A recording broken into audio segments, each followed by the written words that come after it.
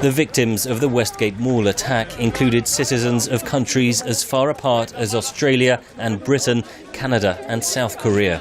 But the targeting of Westerners is unlikely to translate into greater Western intervention against Al-Shabab, says Sajjan Gohel, Security Director of the London-based Asia Pacific Foundation. What we will probably see is more impetus by the international community, especially the United States, in trying to encourage Somalia's neighbours in becoming more active, more involved in trying to dismantle the infrastructure of Al-Shabab. Shiraz Maher of King's College London's Centre for the Study of Radicalisation says Western powers are far more cautious after tough interventions in Afghanistan and Iraq.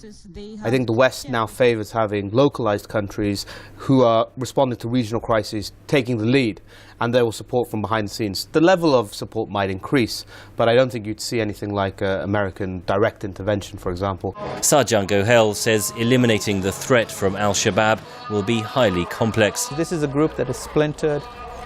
Its factions are displaced in a number of countries, not just in Somalia. They are recruiting from the refugee populations that exist throughout the Horn of Africa and East Africa. It's a challenge. It's a big challenge. And unfortunately, they also are able to recruit from the West. For now, the 17,000-strong African Union contingent in Somalia, known as AMISOM, will continue to take the lead in battling Al-Shabab alongside government forces.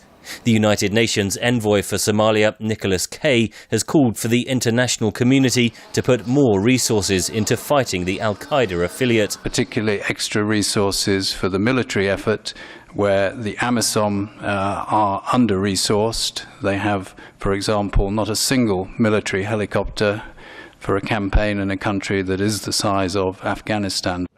Helmoed Heitman, a South Africa-based analyst for Jane's Defence Weekly, says there is a pressing need for a better funded African Union force able to respond to threats across the continent. Outside powers coming into Africa to do it, well, the Europeans aren't that willing, and most of them no longer have the clout because they've scaled down so much. Do we really want China or India or somebody else doing that? Because they're not going to do it in our interests, they're going to do it in their interests. The UN takes too long, we've seen that. So there's the need for a continental force and in fact regional forces within the continent. Analysts say the Westgate Mall attack shows that Al-Shabab is alive and well, and its reach is extending well beyond Somalia. Henry Ridgewell for VOA News, London.